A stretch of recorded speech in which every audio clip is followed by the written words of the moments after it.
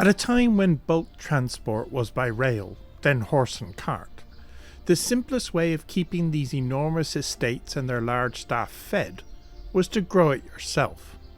And so most big houses had walled gardens and skilled gardeners that fed all their needs all year round, such as these gardens at Belvedere House.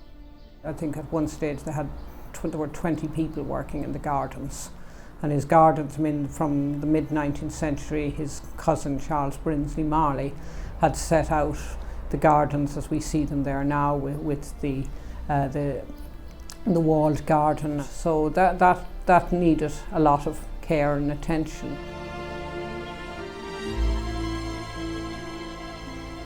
My dad was actually about 16, I'd imagine, when he started in the garden in Gaybrook. There was a guy called, what was his name? Buchanan, George Buchanan, I think. He was probably an Englishman. He would have been the gardener there. It was everything was very well kept there. It was about a 6-acre garden they had beautiful glass houses, greenhouses and everything, and they grew on their own vegetables.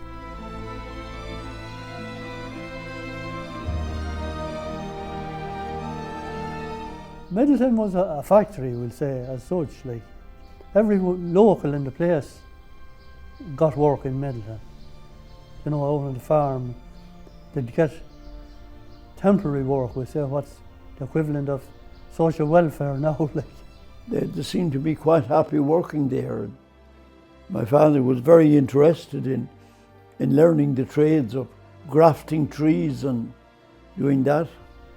And afterwards in life, we did run a market garden in my home in Ballymurray for quite a few summers. So I went on to Darramona and working at the tomatoes. Now that was a very tricky thing for me to start in because I hadn't been used to gardening or anything like that. But we were very soon shown what to do and what not to do.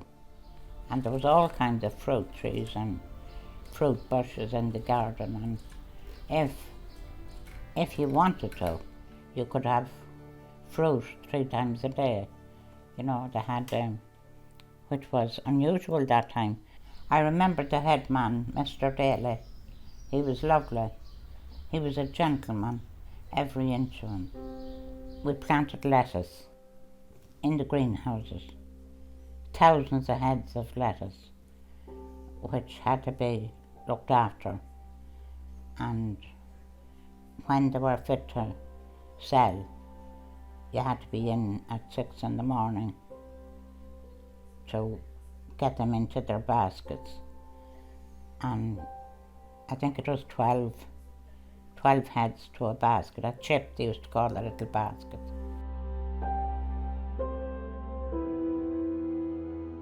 Middleton was a big house, and it was a huge garden, and there was a wall that must have been the height of the ceiling here, all around it. And there was 3 gardeners, I think, 2, 3 anyway. But under no circumstance were we allowed to go near that, and if you did, that was it. You were finished.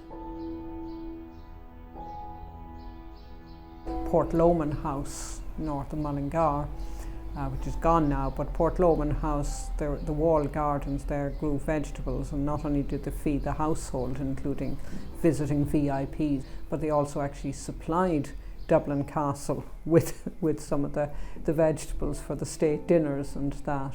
So yes, they were quite self-sufficient.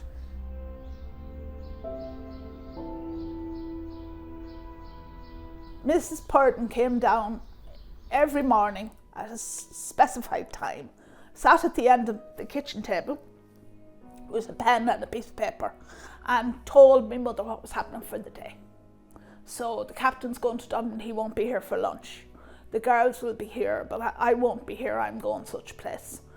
We'll have a cold supper in the drawing room, whatever way around she wanted food. And first person in the morning was the vegetable man, the man that worked in the garden, and he would come in with a range of what was fresh. But he'd only bring one of everything, he wouldn't just presume. And my mother would look at and turn it inside out, and she'd say, I want those and those. Yeah, no, don't bring me those, they're not ready. And he would go away and then he'd bring in what she asked.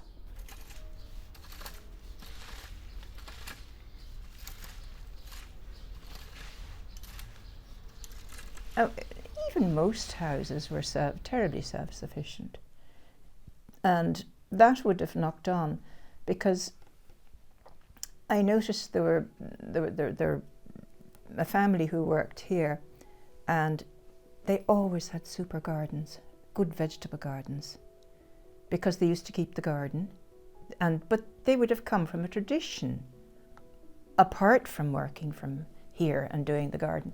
They would have come from a tradition. Everybody, if they had a bit of a garden, it wasn't decorative, it was potatoes, vegetables and a bit of fruit perhaps.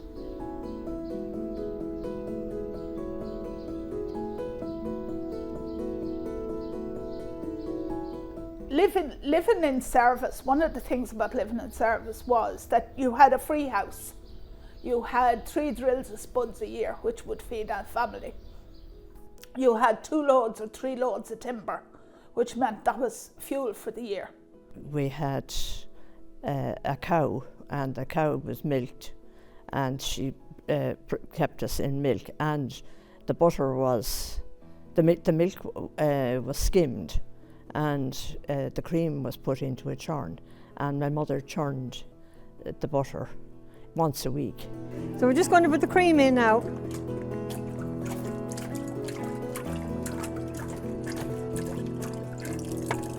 Four litres gone in now, into 4 litres of cream. Now, so we're just putting the lid back on it.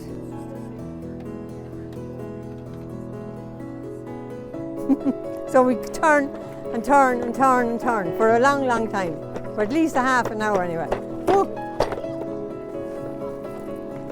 She'd be like this, and when you'd go in, or even if a stranger came in, they had to... You had to take over to that. Just throw their weight on it, and it was lovely butter that time.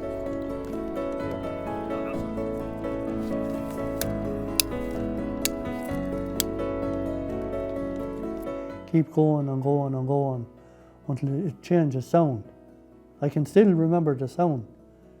And then when Mommy, this is changing sound, and you didn't want to be lifting the lid too often because let the air in it.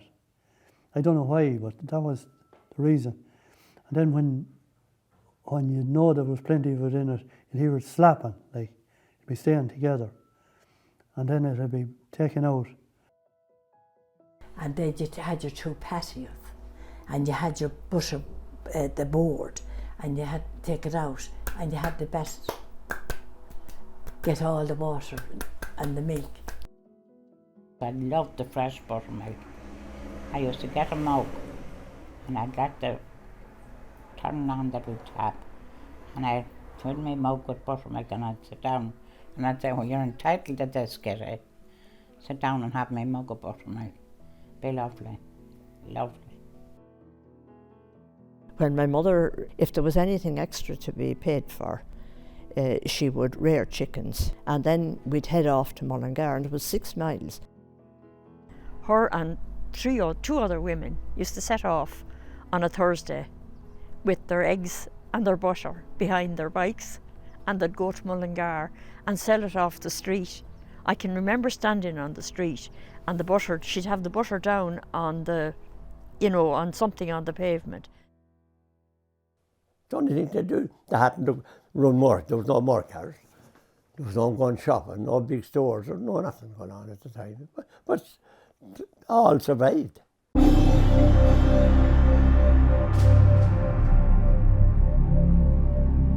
That seemingly happy world of the big house, notwithstanding their issues with finance and rising wages, were now facing 2 enormous forces of change. Ireland was facing growing threats of a civil war between Carson and the Unionists in the north, and the South's home rule and the creation of their own volunteer force. The circumstances of the people in the big houses had changed dramatically. They were afraid of a civil war in Ireland, with the Unionists looking for to stay as part of Britain, and the Unionists down here felt abandoned, really, that they were, when the border was come in there, that they were abandoned by Britain, that they weren't wanted by them and they weren't wanted down here. So they didn't know what, they were caught in a perfect storm, really. But strangely, the other great threat would put all that on hold, as the headlines screamed out the tsunami that was coming, the First World War.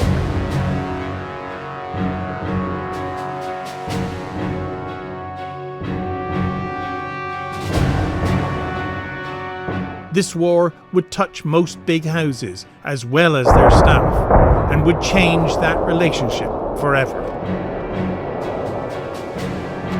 My mother's father was killed in the First World War in 1918, and he was a Russell from Mount Temple in County Westmeath.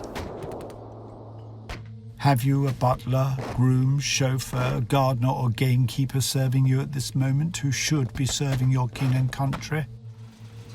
And of course, in the First World War in Westmeath as elsewhere, an awful lot of the heirs to the big houses went to war and they didn't come back, and that devastated quite a lot of the families here.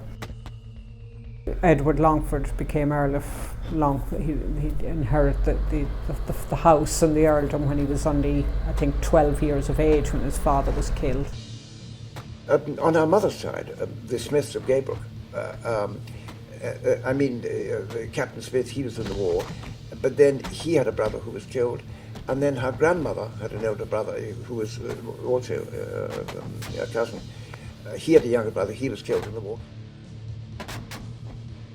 Have you a man preserving your game who should be helping to preserve your country? One story my father used to tell about, there was a few lads working in Middleton, and the captain's wife wasn't impressed with some of the lads that were there, and she says to them, you should be out to stop the Germans. And there was 3 or 4 of them anyway, they weren't overly impressed, and they said no, they weren't going to risk their neck to keep the Germans out. She said, the Germans will be in Dublin shortly. And this lad says, I don't give an F if they're at Joe Carey's at the station. I'm not joining up. And that's were they under pressure to join up? Maybe in 1 or 2 cases they were, but I think in some cases they felt it was something they would, maybe particularly if their employer's son was going off to fight, and they might felt, well, he's going, we should go too. But I don't think there was any case where they were said, if you don't join up, I'll fire you, things. They were all, I think in some cases they just went as well.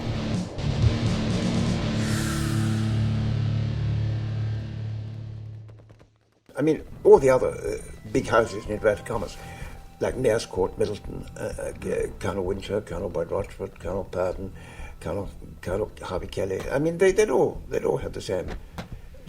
Wartime experience.